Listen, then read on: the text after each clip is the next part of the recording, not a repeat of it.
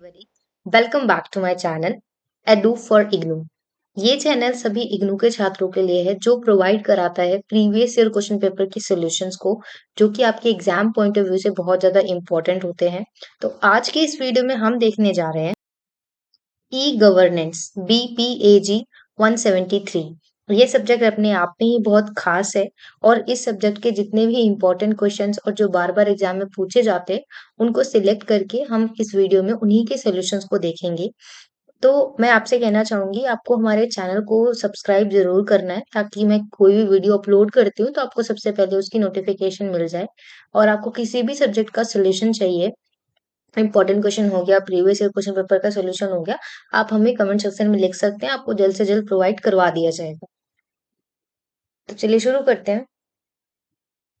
तो सबसे पहला इम्पोर्टेंट क्वेश्चन यही है कि discuss the role of information and communication technology. जो हमारा इंफॉर्मेशन और कम्युनिकेशन टेक्नोलॉजी है उसके हमें उसके बारे में लिखना है, ठीक है, उसके रोल के बारे में बताना है कि किस तरीके से इम्पोर्टेंट रोल प्ले करता है हमारे एडमिनिस्ट्रेशन में। ठीक है, तो अब हम इंफॉर्मेशन और कम्युनिकेशन की इम्पोर्टेंस, आई होप आप सभी को पता होगा कि आजकल का दौर ही ऐसा है जिसमें बिना कंप्यूटर के कोई चीज, बिना टेक्नोलॉजी, बिना कंप्यूटर कोई चीज पॉसिबल ही नहीं हो पा रही है। सभी चीजों में कहीं ना कहीं कम्युनिकेशन और टेक्नोलॉजी जो है इन्वॉल्व है। ठीक है, तो इसी तरीके से जो हमारा एडमिनिस्ट्रेशन है उसमें भी इसका बहुत ज्यादा रोल प्ले है, जैसे कि इंफॉर्मेशन और जिसको हम ICT भी कहते हैं, इंफॉर्मेशन एंड कम्युनिकेशन टेक्नोलॉजी। ये जो है अपने आप में बहुत इम्पोर्टेंट रोल प्ले करता है इन मॉडर्न एडमिनिस्ट्रेशन। जो हमारा एडमिनिस्ट्रेशन है वो मॉडर्न हो चुका है, उसमें हमारा ICT का बहुत इफेक्टिव तरीके से इफिशियंसी लाया है उसने। इसकी वजह से क्या हो रहा है, ICT की वजह से ना जो हमारा एडमिनिस्ट्रेशन है उसमें ट्रांसपेरेंसी बढ़ी है और जो सर्विसेज है वो फास्ट हो गई है, सर्विसेज डिलीवरी, ठीक है, उनकी इफिशियंसी बढ़ गई है। साथ ही साथ जो हमारा ICT है वो इनेबल करता है ऑटोमेशन ऑफ रूटीन टास्क। इससे क्या पता चलता है कि कोई काम है, कोई रूटीन जिसको फॉलो करना था, तो वो ICT की वजह से आप भूलेंगे नहीं, वो आपको बार बार रूटीन याद दिला सकता है। ठीक है, अगर आप कोई पेपर वर्क है या ह्यूमन एरर जो हम तो इंसान हैं, इंसानों से तो गलतियां होती है, ठीक है, तो उस एरर को भी कम किया जा सकता है ICT के थ्रू। तो कहीं ना कहीं जो ICT है वो बहुत ही ज्यादा, जो हमारा एडमिनिस्ट्रेशन है उसमें इम्पोर्टेंट रोल प्ले करता है। जैसे कि ICT का टूल जो है, जो जिसको हम बोलते हैं जियोग्राफिक इंफॉर्मेशन सिस्टम, GIS, ये भी अपने आप में बहुत इम्पोर्टेंट है। आई होप आप सभी को GIS के बारे में पता होगा। इसको अगर हम डिस्कस करने बैठेंगे GIS को तो ये अपने आप में ही एक बहुत बड़ा टॉपिक है। नेक्स्ट हम देखते हैं right a note on national e governance plan 2006। तो ये जो 2006 में नेशनल ई गवर्नेंस प्लान बना था वो बहुत ही इम्पोर्टेंट था हमारे गवर्नमेंट के लिए। ठीक है, जिसमें जितनी भी सर्विसेज थी ना उसको एक्सेसिबल करने के लिए सिटीजन्स को इलेक्ट्रॉनिकली यूज किया गया था 2006 में। ठीक है, और इसका बेसिकली एम क्या था कि जो पब्लिक है ना उनको सर्विसेज मिल सके और उनकी अवेलेबिलिटी हो सके रिमोट रिमोट के जरिए और बहुत जल्दी हो सके। ठीक है, मतलब डिले ना हो, ये सभी चीजें। तो कुछ इस तरीके से आप इसका आंसर लिख सकते हैं। नेक्स्ट हम देखते हैं explain E panchayat project and it's limitations. तो ई पंचायत क्या प्रोजेक्ट था, इसमें क्या था ना कि ये प्रोजेक्ट था जो एम करता था automated the function of panchayat Raj institution. जो हमारा PRI है इंडिया में उसके उसमें भी इसने बहुत इंपॉर्टेंट रोल प्ले किया है, ट्रांसपेरेंसी को बढ़ाया है, एफिशिएंसी को बढ़ाया है। ठीक है, साथ ही साथ जो हमारी अकाउंटेबिलिटी है ना उसको भी बढ़ाने में हेल्प किया है। तो ये जो प्रोजेक्ट है वो इंक्लूड करता है ऐसे एप्लीकेशंस को जो अकाउंटिंग को भी करते हैं, प्रॉपर्टी टैक्स मैनेजमेंट हो गया, ये सिटीजन्स की जितनी भी सर्विसेज है इन सभी को मैनेज करने के लिए हमारा ई पंचायत बनाया गया है, ताकि हम जो पंचायत से रिलेटेड जितनी भी सर्विसेज है, इंफॉर्मेशन है, उसको अच्छे से गैदर करके स्टोर करके रखा जा सके और उसमें प्रोडक्टिविटी लाया जा सके। ठीक है, so moreover resistance to change and lack of awareness about the benefit of e panchayat impendent adaptation. ठीक है, तो जो हमारा पंचायत है उसका मतलब कम अवेयरनेस थी या जो भी चीजें लैक कर रही थी, जब हमारा ई पंचायत आया तो उसकी वजह से हमारा और चीजें डेवलपमेंट होने लग गई है। नेक्स्ट हम देखते हैं describe digital library and bring out it's advantage and disadvantage.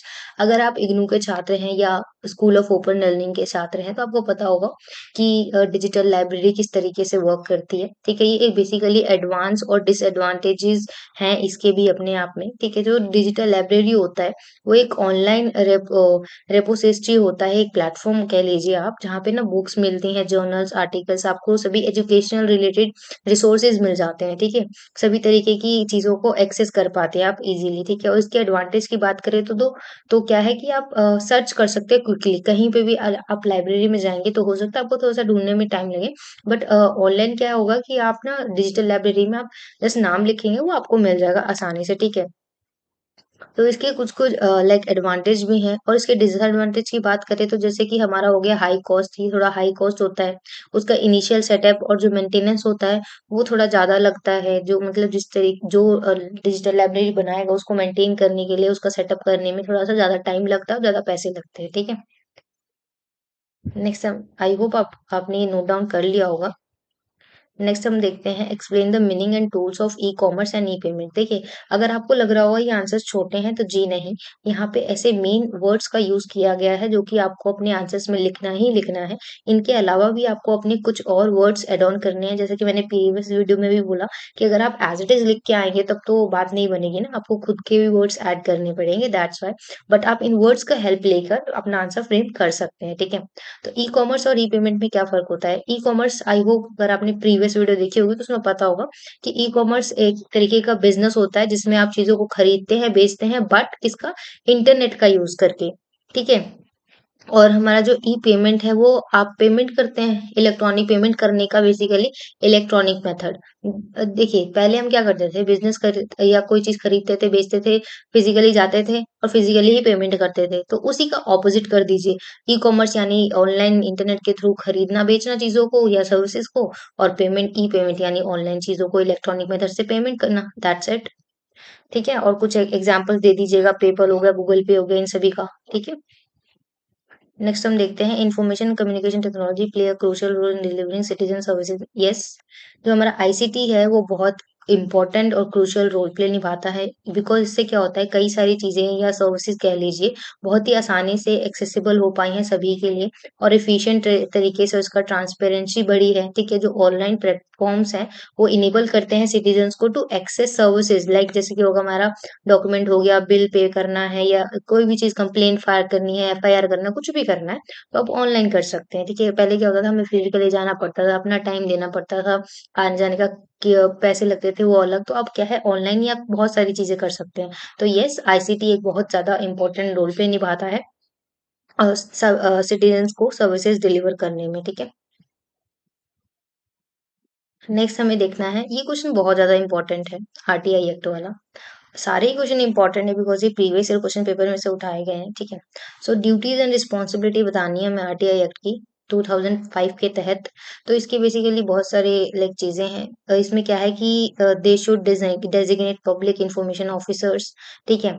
And handle RTI applications, पीआईओएस हो गया, responsible for receiving, processing and responding for questions with in 30 days. ठीक है, मतलब 30 डेज के अंदर अंदर उसको रिस्पॉन्स करना है अगर कोई क्वेश्चन आता है। ठीक है, और they must provide request information और एक्सप्लेन रीजन फॉर इट्स डिनियल। मतलब कि अगर ऐसा नहीं हो पाता है तो उसको एक्सप्लेन करना पड़ेगा कि क्यों इसमें डिले हुआ, या ये इतना थोड़ा सा ट्रांसपेरेंसी और अकाउंटेबिलिटी के बारे में बताना पड़ेगा, एक्सप्लेन करना पड़ेगा। तो ये सभी पॉइंट्स है जो आरटीआई एक्ट के थ्रू बताया गया कि क्या क्या रिस्पॉन्सिबिलिटी होंगी। ठीक है, नेक्स्ट है write a note on urban e governance. Urban e governance क्या होता है?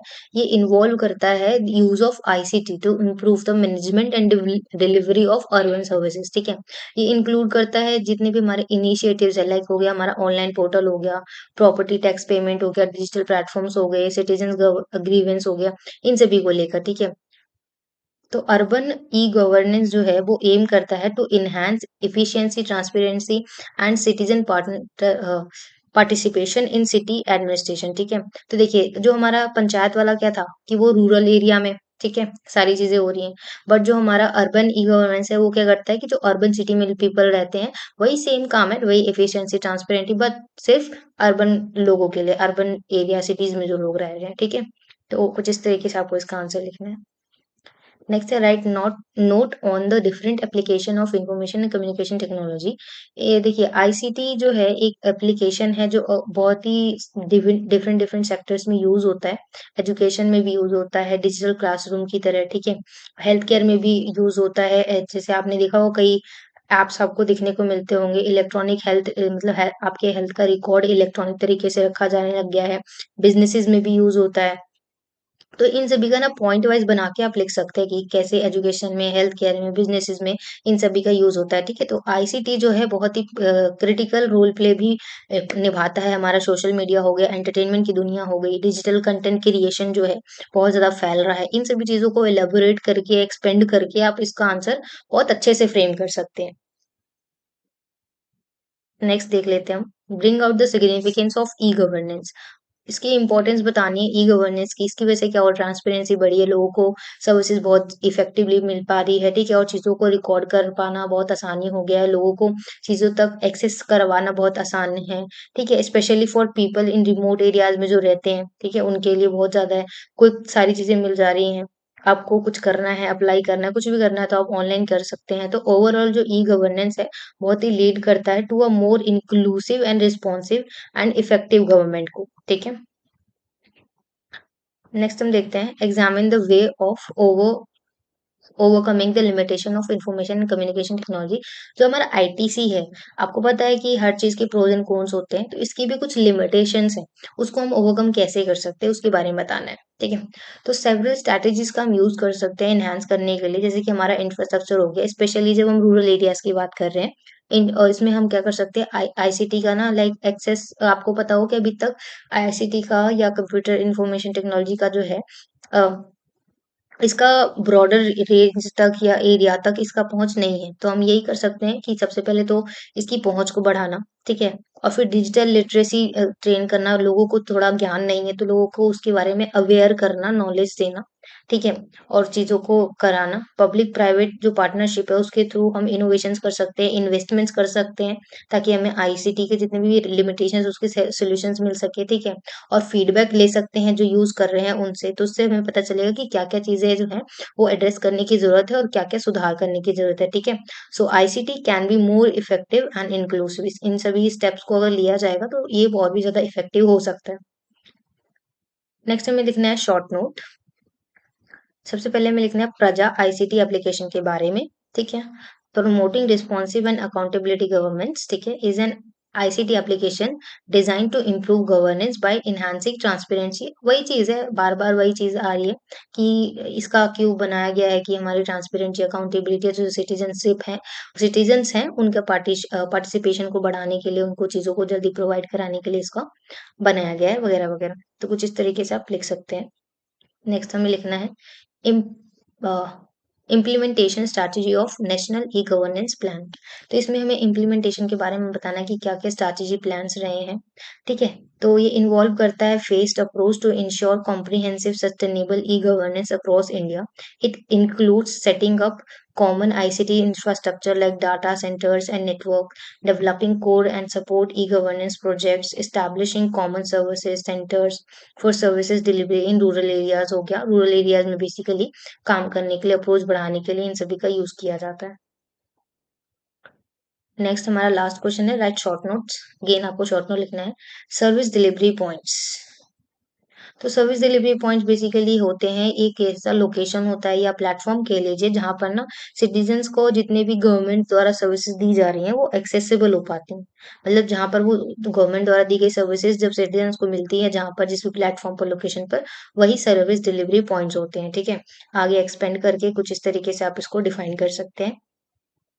नेक्स्ट हमें लिखना है डिजिटल पोर्टफोलियो क्या होता है। एक डिजिटल पोर्टफोलियो बेसिकली एक online collection of individuals work, achievements and skills. Basically आपने सुना होगा कि कोई किसी इंसान को बोलते हैं कि मेरे को अपना पोर्टफोलियो बनाना है फॉर माय जॉब जॉब। तो उसमें क्या होता है, पोर्टफोलियो में बेसिकली आपने प्रीवियसली जितना वर्क किया है, जो भी अचीव किया है अभी तक, जितने भी स्किल्स आपके पास है, जितना एक्सपीरियंस है, उसको आप मेंशन करते हैं और वो एक तरीके से डिजिटली वो चीज रिकॉर्डेड होती है एक पेज के अंदर, ठीक है।